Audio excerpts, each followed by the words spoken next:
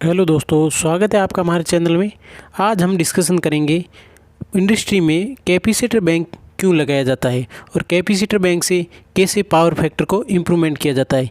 ये क्वेश्चन कई बार हमारे को इंटरव्यू में भी पूछा जाता है, तो बने रहिए एंड तक।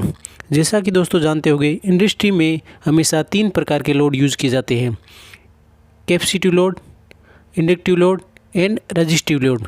जैसा कि दोस्तों जानते होंगे आप, ज़्यादातर लोड हमेशा इंडक्टिव लोड ही होता है, जैसा कि मोटर हो गई, ट्रांसफार्मर हो गए, ये सब इंडक्टिव लोड में आते हैं। जैसे जैसे इंडक्टिव लोड सिस्टम में बढ़ेगा तो हमेशा पावर फैक्टर ड्रॉप होगा और रिएक्टिव पावर बढ़ेगी।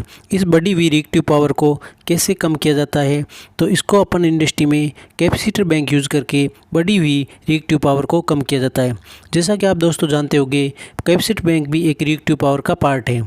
तो ये कैसे कम करती है, तो जैसा दोस्तों जानते होंगे, इंडक्टिव लोड है उसका हमेशा पावर फैक्टर लैगिंग होता है और कैपेसिटर बैंक का पावर फैक्टर लीडिंग होता है। तो ये आपस में एक दूसरे को कंपेंसेट कर देती है। जिससे कंपेंसेट करती है तो पावर फैक्टर इम्प्रूवमेंट होता है और सिस्टम में रिएक्टिव पावर कम हो जाती है। रिएक्टिव पावर कम होने से हमारे सिस्टम में लॉसेज कम हो जाते हैं और सिस्टम में पावर की क्वालिटी अच्छी हो जाती है।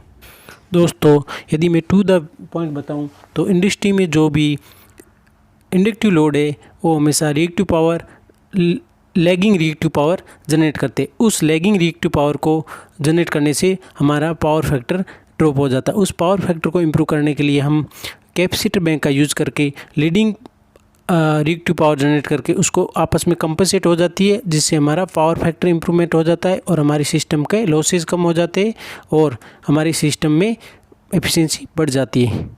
थैंक्स।